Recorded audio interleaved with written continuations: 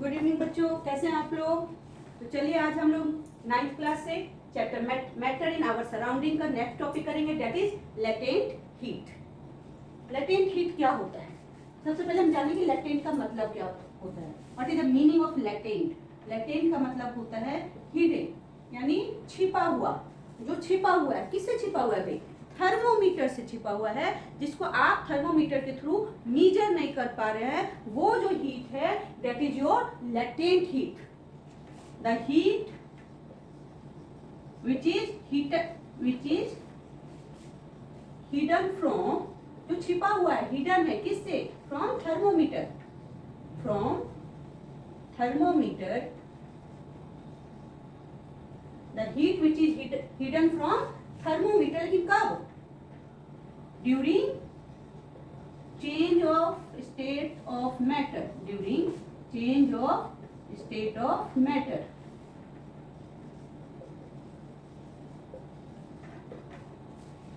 ऐसा टेम्परेचर जब आप, जिसको आप मीजर नहीं कर पा रहे हो थर्मोमीटर से, कब? जब आप एक स्टेट, मैटर के एक स्टेट को दूसरे स्टेट में कन्वर्ट कर रहे हो, उस दौरान जो आप हीट देते हो वो थर्मोमीटर को कैच नहीं कर पाता, and that heat is called latent heat. इसको आप ऐसे समझिए कि आपको पता है कि वाटर का बॉइलिंग पॉइंट क्या है।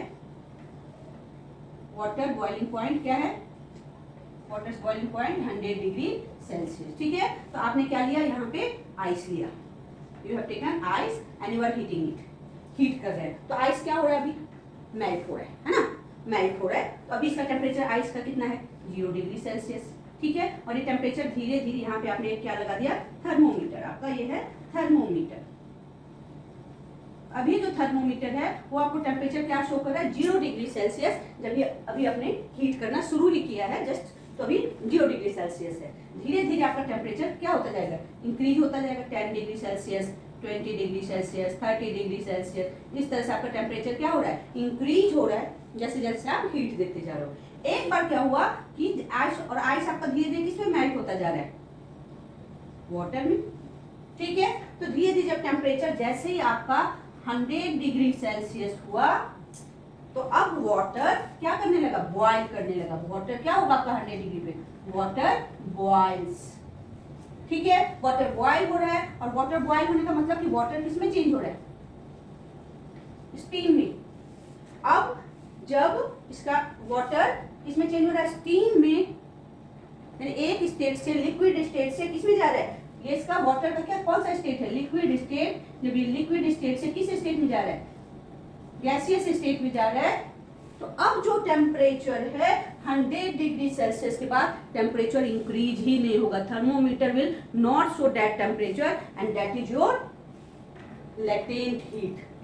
100 तक तो देखिए, 0 से 100 तक टेम्परेचर शो हो रहा है, लेकिन 100 के बाद जब आप हीट दे रहे हो और वाटर स्टीम में चेंज हो रहा है, अब टेम्परेचर थर्मोमीटर पे शो होना बंद हो गया, and that temperature is your latent heat. यानी जब मैटर का स्टेट चेंज हो रहा है, उस दौरान थर्मोमीटर जिस टेम्परेचर को कैच नहीं कर पा रहा है, that is your latent heat. तो क्वेश्चन क्या है? ये टेम्परेचर कहाँ गया? आखिर ये टेम्परेचर गया कहाँ? क्यों नहीं इसको थर्मोमीटर हीट कर कैच कर पा रहे हैं? तो जो भी आप हीट दे रहे हो, क्या होता है बच्चों? ड्यूरिंग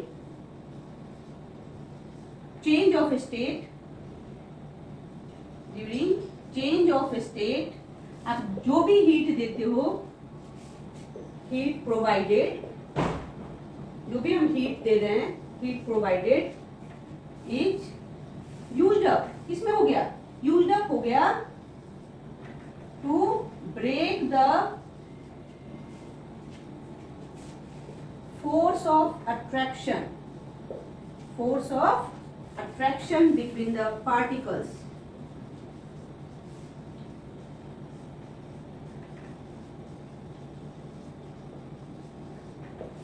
आपने चेंज ऑफ स्टेट के दौरान जो भी हीट दिया, वो सारा हीट, जैसे आप देखो अभी आप क्या कर रहे थे? वाटर को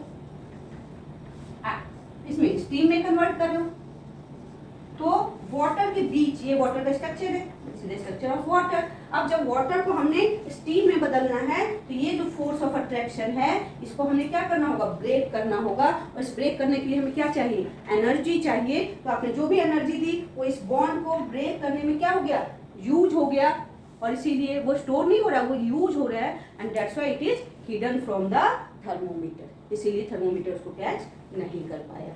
थैंक यू।